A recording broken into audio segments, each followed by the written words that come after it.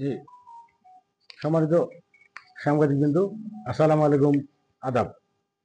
আপনারা হয়তো ইতিমধ্যে অবগত আছেন যে গত রাত্রে আগের দিন সকালবেলা আমরা একজন বিকাশ ব্যবসায়ী এবং ঢাকাই ইউনিয়নের ৯ নং ওয়ার্ড জামাতের নেতা, শ্রমিক কল্যাণ ফেডারেশনের সভাপতি, তিনি বিকাশ নগদ সহ একজন মুদির দোকান পরিচালনা করতেন। তিনি 17 তারিখ রাত 12টার পরে তার দোকান বন্ধ করে বাসায় যাওয়ার প্রাককালে তার একজন পরিচিত সৈকত মণ্ডল তাকে ফোন করে যে তার কাছে বাকি টাকা রয়েছে 1100 টাকার মতো, সেই পাওনা টাকা ফেরত দেবে মর্মে তাকে ডেকে নিয়ে যায় এবং তার বাড়ির রাস্তায় তাকে কৌশলে ক্লোরোফর্ম মেশানো একটা রুমাল তার নাকে শুকিয়ে তাকে অজ্ঞান করে এবং কাঁচা রাস্তার পাশে একটা পরিত্যক্ত জায়গার মধ্যে ফেলে রাখে। তার কাছে থাকা ফ্লেক্সিলোড এবং নগদ এবং বিকাশ সরবরাহ করার জন্য যে মোবাইল দুটি ছিল, স্মার্ট মোবাইল ফোন, সেই মোবাইল দুটি নিয়ে নেয় এবং তাকে ধারালো অস্ত্র দিয়ে গলায় আঘাত করে, জখম করে ঘটনাস্থলেই ডিসি নজরুল মারা যায়। পরের দিন সকালবেলা গ্রামবাসী দেখতে পায় যে রাস্তার পাশে একটা নিথর ডেড বডি পড়ে রয়েছে। সংবাদ পেয়ে আমরা দ্রুত ঘটনাস্থলে যাই, গিয়ে লাশ উদ্ধার করি। ময়না তদন্তের জন্য আমরা প্রাথমিকভাবে যে সুরতাল প্রস্তুত করে মর্গে প্রেরণ করি। এরপর ঘটনাটা অনুসন্ধানে আমরা আমাদের থানার একটা চৌকস টিমকে আসলে মনোনীত করি। তারা এই ঘটনার বিষয়ে অনুসন্ধান শুরু করে।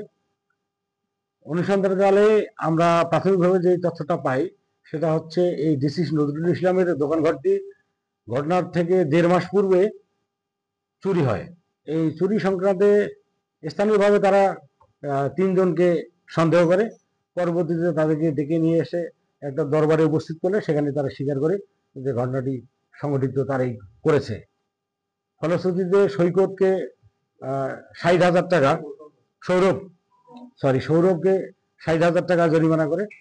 সেই টাকাটা সৌরভের পরিবার এককভাবে বেয়ার করে, কিন্তু তার সঙ্গে যে আরো 2 জন ছিল তারা এই টাকাটা একটি টাকাও পে করেনি। সেখান থেকে সৌরভের মাথার মধ্যে একটা জিনিস কাজ করে, মানে রাগান্বিত হয়ে ওঠে যে কেন তাকে এককভাবে এই জরিমানাটা করা হলো, যদিও সেই ঘটনার সঙ্গে 3 জন সংশ্লিষ্ট ছিল। এর পিছনে কাহিনী, সৌরভ একজন স্টুডেন্ট, সে নাগাইহাট হাই স্কুলে 10ম শ্রেণীর ছাত্র। পাশাপাশি সে গাইবান্ধা শহরে থেকে একটা কোচিং সেন্টারে কোচিং করে এবং আবাসিক থেকে গাইবান্ধায় অবস্থান করে। গত পরশুদিন রাত্রে সে নামাজ পড়ার অজুহাতে কোচিং সেন্টার থেকে বের হয়ে আসে এবং পূর্বের যে তার আক্রোশ সেটাকে চরিতার্থ করার জন্য তার ব্যাগের মধ্যে একটি ধারালো চাকু এবং অজ্ঞাত একজন রিক্সা চালকের মাধ্যমে ক্লোরোফর্ম জাতীয় নেশা জাতীয় পদার্থ সেটা সে ক্রয় করে নিয়ে আসে। সেটা নিয়ে আসার পরে ঘটনাস্থল শীতল গ্রামে আসে, যেটা তার নিজের জন্মস্থান। সেখানে আসার পর এই ব্যবসায়ী নজরুল ইসলামের সঙ্গে রাত 12টার পরে যোগাযোগ করার পরে সে দোকান বন্ধ করে তার সঙ্গে দেখা করলে সে কৌশলে ক্লোরোফর্ম মেশানো রুমালটা তার মুখের মধ্যে দিয়ে তাকে অচেতন করে এবং কিছু দূর নিয়ে গিয়ে তাকে একটা ফাঁকা পরিত্যক্ত মাঠের মধ্যে ধারালো অস্ত্র দিয়ে তার গলা কেটে তাকে হত্যা করে এবং তার কাছে থাকা ফ্ল্যাক্সিলোড এবং বিকাশ পরিচালনার জন্য যে 2টি স্মার্টফোন ছিল সেই স্মার্টফোন দুটি নিয়ে যায়।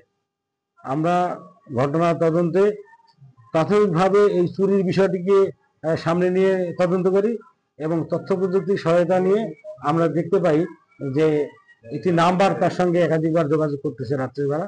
পরে সেই নাম্বারের তথ্যের আমরা সংগ্রহ করি, সেটার সঙ্গে আমাদের যে আধুনিক তথ্য প্রযুক্তির যে তদন্ত এবং অ্যানালগ যে তদন্ত, দুটার সঙ্গে ম্যাচ হয়ে যায় এবং সামনে চলে আসে এই সৈকতের নাম, সৌরভের নাম।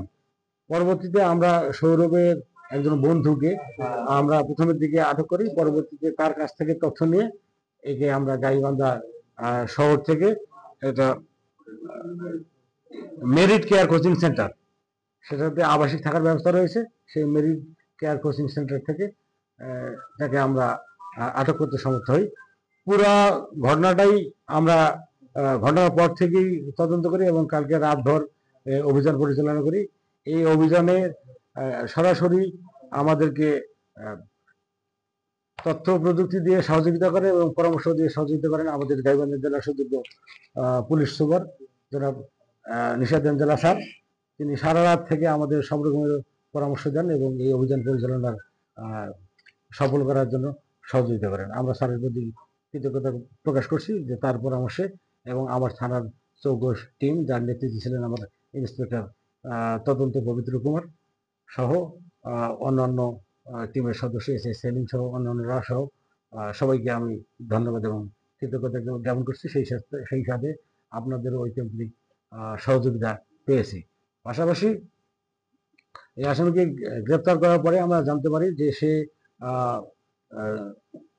ডিসিজকে হত্যা করার পর তার কাছ থেকে যে দুটি ফোন, সেই ফোন দুটি সে একটি হচ্ছে পুকুরে ফেলে দেয় এবং আরেকটি গোবিন্দগঞ্জে এসে একটা বিল্ডিং এর উপরে ছুঁড়ে মারে এবং যে ধারালো অস্ত্র দিয়ে সে হত্যাকাণ্ডটি সংঘটিত করে সেই ধারালো অস্ত্রটি একটি পুকুরে ফেলে দেয়। তার স্বীকারোক্তি মোতাবেক আমরা পরবর্তীতে সেসব জায়গায় গিয়ে অভিযান পরিচালনা করি এবং আমাদের গোবিন্দগঞ্জ শহরের একটি পরিত্যক্ত বিল্ডিং এর ছাদ থেকে মোবাইল ফোন একটি, অপর একটি মোবাইল ফোন নাকাই ইউনিয়নের শীতল গ্রামের একটি পুকুরে ফেলে দেন এবং ধারালো চাকুটিও আরেকটি পুকুরে ফেলে দিয়েছিলেন। সেটা তার স্বীকারোক্তি মতে স্থানীয় লোকজনের সহযোগিতায় পুকুর থেকে আমরা ধারালো অস্ত্র, মোবাইল ফোন উদ্ধার করতে সক্ষম হই। ধন্যবাদ।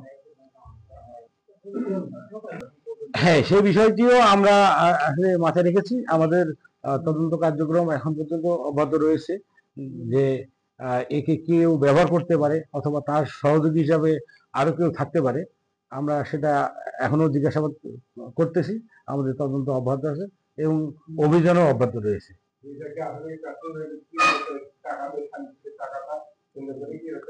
হ্যাঁ, ধন্যবাদ আপনাকে। আসলে আমরা না, সেটাকেও আমরা উড়িয়ে দিইনি। হ্যাকিং এর বিষয়টিও যে হ্যাকাররা তার বিকাশ এবং নগদের দোকানের থেকে টাকা সরবরাহ করতে পারে সেই বিষয়টিও আমরা মাথায় রেখে তদন্ত করছিলাম, কিন্তু আপাতত সেটি পাইনি। আসলে এটি তার দোকানে যে চুরির ঘটনাটা সংঘটিত হয়েছিল তার স্ত্রীর ভাগিনা